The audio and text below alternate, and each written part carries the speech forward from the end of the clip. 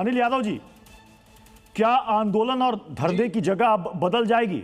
जंतर मंतर की जगह 7 लोक कल्याण मार्ग?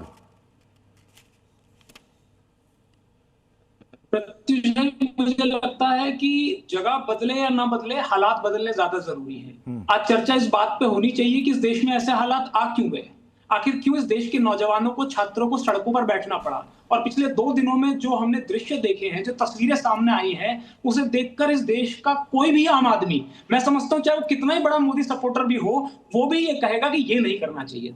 हमने ऐसी ऐसी तस्वीरें देखी हैं कि वर्दी में जो भारतीय जनता पार्टी के गुंडे मौजूद थे वहां पर, उन्होंने बच्चियों के गुप्तांग में लाठी घुसाने का प्रयत्न किया। ऐसी तस्वीरें तक देखी है। एक लड़की वेंटिलेटर पे है, लड़कों के हाथ तोड़ दिए, किसी का पैर तोड़ दिया, किसी को बैरिकेडिंग पे करंट लगाया जा रहा है। इस तरह का की आप हरकतें करेंगे? आखिर प्रत्युष भाई, अगर 1 मिनट के लिए मैं भूल जाता हूं कि आप पत्रकार हैं या मैं कांग्रेस पार्टी का पक्ष रखना चाहता हूं, रखने के लिए यहां बैठा हूं, आप एक बात दिल पे हाथ रख के बताइए, ये किसके बच्चे हैं? ये कहीं नेपाल पाकिस्तान से तो नहीं आए? ये हमारे बच्चे हैं ना। और इनकी क्या मांग है? सिर्फ इतना कि एक शिक्षा मंत्री जिस पे अपना मंत्रालय नहीं संभल रहा है, जिसके राज में 2-2 बार नीट का पेपर लीक हो गया है, मोदी सरकार में 152 परीक्षाएं लीक हो गई है, उसके बाद आपकी कोई अकाउंटेबिलिटी नहीं है, आप कोई जवाबदेही नहीं है आपकी। आप एक बार भी उस मंत्री का इस्तीफा क्यों नहीं ले सकते?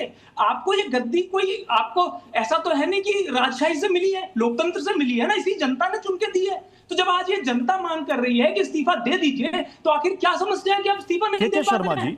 और मुझे लगता है कि ठीक है, अनिल यादव जी, मैं फिर लौटूंगा आपके पास। के शर्मा जी, क्या सरकार को आंकने में गलती हो गई या भूल हो गई? जिसे शुरुआत में सोशल मीडिया का बुलबुला कहा जा रहा था, ये तो बढ़ता जा रहा है और जंतर मंतर से बढ़ते बढ़ते अब तो 7 लोक कल्याण मार्ग तक पहुंच गए। देखिए प्रत्युष जी, आज की इस समय जो कांग्रेस पार्टी का जो नाटक नौटंकी हम देख रहे हैं, इससे एक बात स्पष्ट हो गई है कि सीजेपी कांग्रेस और समस्त विपक्षी दलों का मुखौटा है।